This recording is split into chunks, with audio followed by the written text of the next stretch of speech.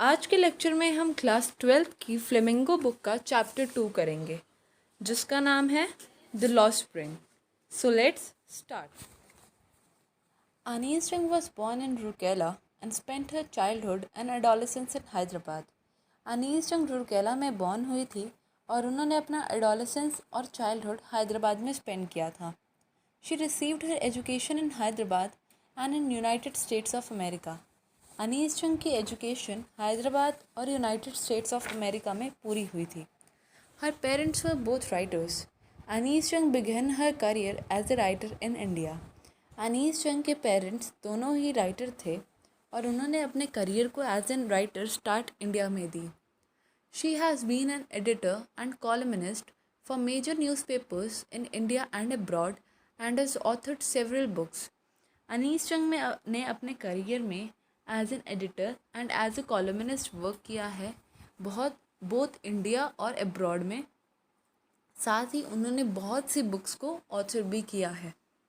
The following is an excerpt from a book title lost spring stories of stolen childhood.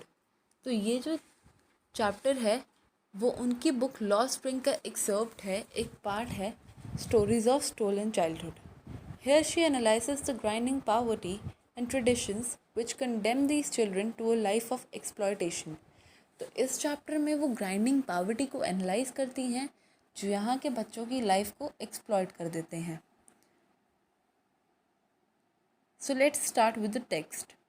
Why do you do this? I asked Sahib, whom I encounter every morning, scrounging for gold in the garbage dumps of my neighborhood.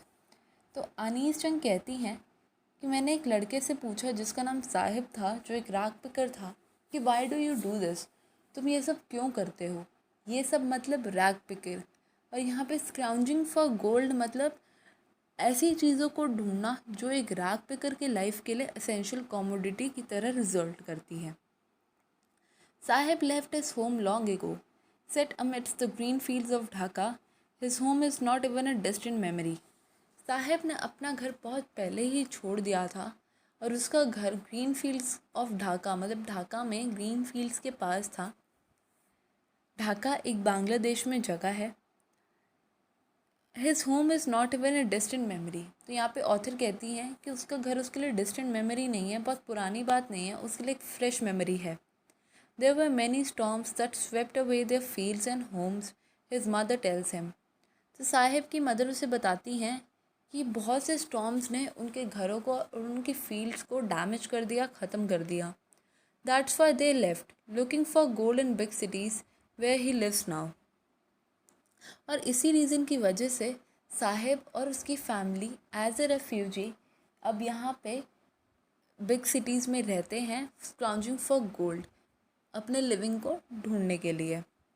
I have nothing to do, he mutters looking away. तो साहिब author को कहता है कि मेरे पास कुछ और करने के लिए है ही नहीं। Go to school, I say glibly, realising immediately how hollow the advice must sound.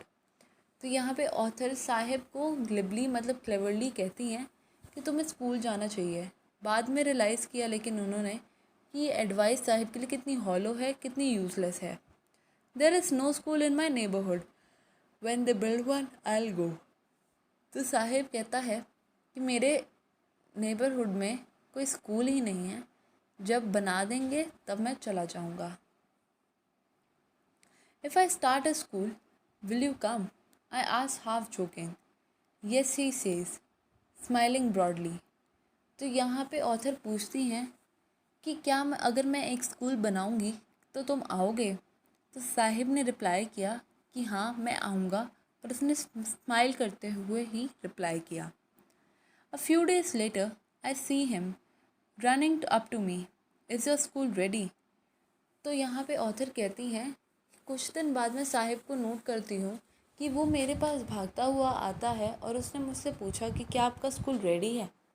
It takes longer to build a school, I say, embarrassed at having made a promise that was not meant. तो author ने साहिब को reply किया कि एक school build करने में बहुत time लगता है। उन्होंने बहुत गिल्टी फील हुआ एक ऐसा प्रॉमिस करते हुए जिसका कोई मतलब ही नहीं था।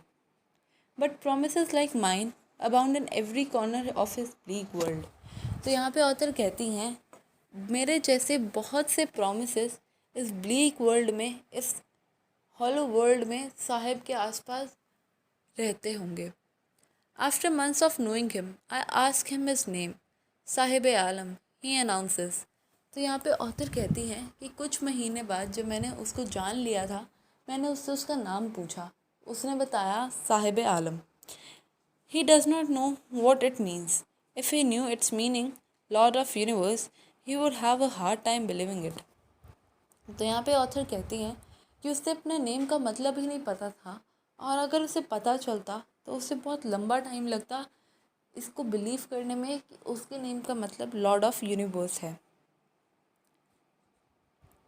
Unaware of what his name represents, he roams the streets with his friends, an army of barefoot boys who appear like the morning birds and disappear at noon. तो यहाँ पे ऑथर कहती हैं कि साहिब को अपना नेम के मीनिंग के बारे में पता ही नहीं था.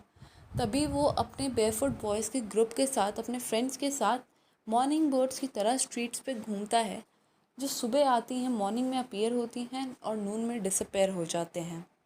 Over the months I have come to recognise each of them. तो ऑथर कहती हैं कि इतने महीनों में मैं अब हर एक को पहचान सकती थी. Y aunt you wearing chappals, I asked one. तो ऑथर ने एक से पूछा कि तुमने चप्पल्स क्यों नहीं डाली हुई. My mother did not bring them down from the shelf, he answered simply.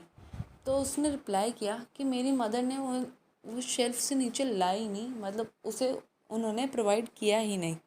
Even if she did, he will throw them off, adds another who is wearing shoes that do not match. तो यहाँ पे एक और लड़के ने reply किया कि अगर उसकी मदर उसको प्रोवाइड भी करेंगी तो वो उन्हें डालेगा ही नहीं, इंस्टेड फेंक देगा. और उस लड़के ने एक मिसमैच शूज़ का पेयर डाला हुआ था. When I comment on it, he shuffles his feet and says nothing. तो ऑथर कहती हैं कि जब मैंने इस बात पे कमेंट किया तो उसने अपना बस फीट शफल किया और वहाँ पे चुपचाप खड़ा रहा. I want shoes, says the third boy who has never owned a pair all his life.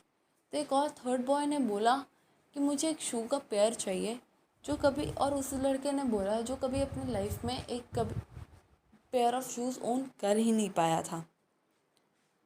Traveling across the country, I have seen children walking barefoot in cities on village roads. It's not lack of money, but a tradition to stay barefoot, is one explanation.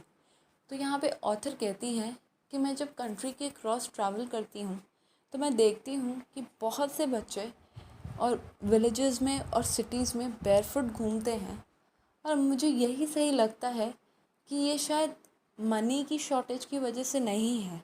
Instead ये एक tradition है कि लोग यहाँ पे barefoot रहते हैं. I wonder if this is the only an excuse to explain away a perpetual state of poverty. तो यहाँ पे ऑथर कहती हैं कि मुझे लगता है शायद यही एक एक्सक्यूज़ है पॉवर्टी को एक्सप्लेन करने का. I remember a story a man from Udupi once told me. तो यहाँ पे ऑथर एक स्टोरी रिकैपिचुलेट करती हैं, रिमेंबर करती हैं. As a young boy he would go to school past an old temple where his father was a priest. तो यहाँ पे जो उदुपी से मैन था उसने ऑथर को बताया कि जब वो यंग था तो वो एक ऐसे स्कूल में जाता था जो टेम्पल के पास था, और उसी टेम्पल में उसके फादर एज अ प्रीस्ट थे. He would stop briefly at the temple and pray for a pair of shoes. तो वो मैन वहाँ टेम्पल के पास रुकता था और एक शू के पैर के लिए प्रे करता था. 30 years later, I visited his town and the temple, which was now drowned in the air of desolation. तो यहाँ पे ऑथर कहती हैं कि 30 years later जब मैं उस टेम्पल और उस टाउन में गई तो वो टेम्पल बिल्कुल ड्राउन था, बिल्कुल ख़त्म था, एयर ऑफ डेजोलेशन में, मतलब बिल्कुल डैमेज था. In the backyard where lived the new priest there were red and white plastic chairs. तो यहाँ पे ऑथर कहती हैं कि बैकयार्ड में अब एक न्यू प्रीस्ट रहता था और उसी बैकयार्ड में red and white plastic chairs पड़ी हुई थी. A young boy dressed in the grey uniform wearing socks and shoes arrived panting and remembered the prayer another boy had made to the goddess. when he had finally got a pair of shoes. तो यहाँ पे author एक और लड़के को देखती हैं जो वेल ड्रेस स्कूल यूनिफॉर्म में वहाँ पहुँचता है टेम्पल में, और तभी ऑथर को रियलाइज़ होता है, एकदम याद आता है एक और बॉय की स्टोरी जो उसने प्रे किया था पेयर ऑफ शूज़ के लिए. Let me never loose them, the goddess has granted his prayer. तो यहाँ पे ऑथर कहती है कि उस लड़के ने प्रे किया था let me never loose this shoes, मतलब मैं कभी इनसे दूर ना हूँ, और इंस्टेड गॉडेस ने भी उनकी प्रेयर को ग्रांट कर दिया था, पूरा कर दिया था. Young boys like the son of priest now wore shoes, but many others like the rag pickers in my neighbourhood remain shoeless. तो यहाँ पे ऑथर कहती हैं कि प्रीस्ट के बच्चों के जैसे बहुत से अब यंग बॉयज़ अब शूज़ डालते थे, पर स्टिल आज भी रैग पिकर्स शूलेस रहते हैं और